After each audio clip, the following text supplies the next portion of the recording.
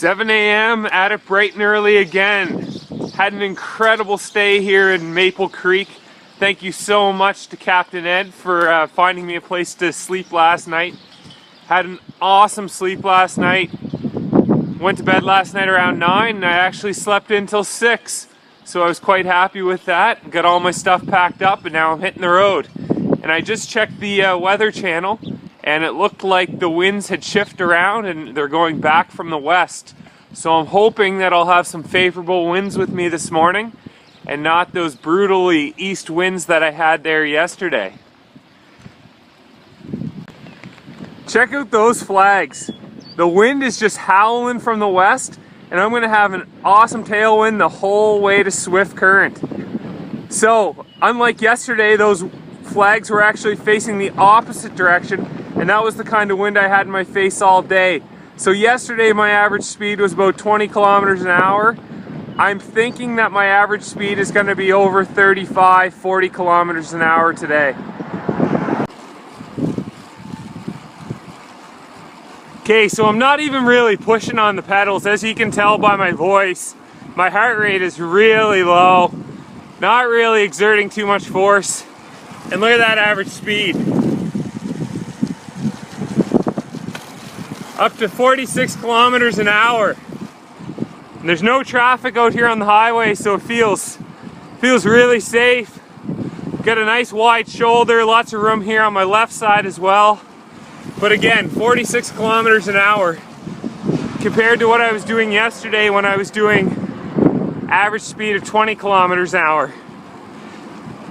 My friends, is talent, hard work, determination, dedication, perseverance. I don't even know how to describe what I'm witnessing right now. This young man started all the way in Vancouver and he's cycling on a unicycle all the way to Ottawa. All for a cause that he's super passionate about, something that he believes in. And what's that cause there, sir? That cause primarily is climate change. Climate change. Climate change, yeah. Need to make it a wedge issue in the 2015 federal election. And unfortunately, it's pretty much completely off the radar right now. So, what inspired you to do this? It was the cause, for sure, the issue. Just seeing a constant kind of degradation of Canada's contributions to the crisis of climate change. I think when Canada backed out of the Kyoto Protocol in 2011, that was a turning point for me, and then it was just really a matter of time before I had the time and the finances to make this happen. Wow. Yeah. I must say, when I come across people like yourself, it motivates the hell out of me. Like, this is just so incredibly impressive. It's one thing to rip by on my carbon fiber bike, put in some long days, but you're cycling on a unicycle from Vancouver to Ottawa. Yeah, well, it'll take me, I don't know, probably, what is that, 200 times longer than you, so, you know, it is what it is. I guess if it wasn't challenging, there wouldn't be a point doing it, right? So you've been on the road since April. Yeah, April 5th. And when do you expect to get to Ottawa by? My goal is September 15th, which is the opening of the fall session of Parliament. Wow. And you said you've been featured on some news stations? Yeah, Global, Lethbridge, Global Vancouver, and was it Global Check and CTV in Victoria where I launched from. So hopefully that keeps up and good momentum building by the time I get to Ontario. Wow.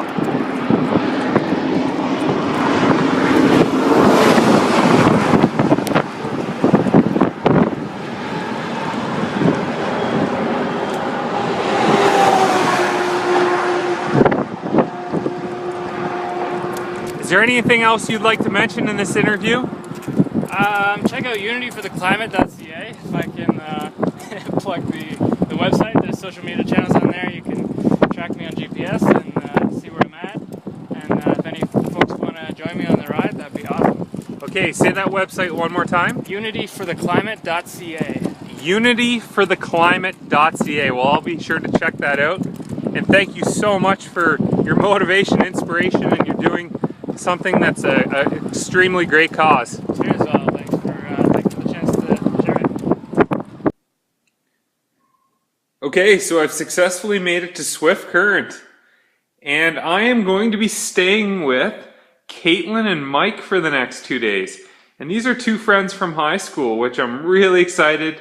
It's always nice to see high school friends along the way, and I haven't actually seen them in quite a few years. I want to say around 8 to 9 years since I've last seen them. So really excited to be here. And I'm actually going to take tomorrow off cycling because I'm a day ahead of schedule. So I thought this would be a great place to use that extra day. So I'm going to be staying with Caitlin and Mike for 2 days. So let's go see Caitlin.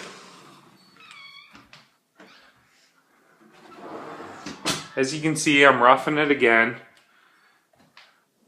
Oh, hey, Caitlin. Hey, Matt. How are you? Good to see you. I haven't seen you in 8 I years. know. Welcome. Come on in. Oh, what are you up to? Just hanging out with Penny. This is Penny. Penny? Just having some wine. Actually, I got you something there, Matt. I thought maybe you'd like some too. Oh, it's happy hour Yeah, time. happy hour. Come join Oh, me. the finer things in life. Look at that. That's a big glass of wine you have there. Yeah, let me have a little sip. Water. Love my water. But water's always better enjoyed in a nice fancy wine glass. Come on, have a seat. Awesome. So, Caitlin, what do you do for a living? I'm a nurse. I work here in Swift Current. I work in emergency and intensive care. Wow, what was one of the most intense things you've seen lately in intensive care? Lately, not too much actually, but Mike and I have shared in some good adventures up north together.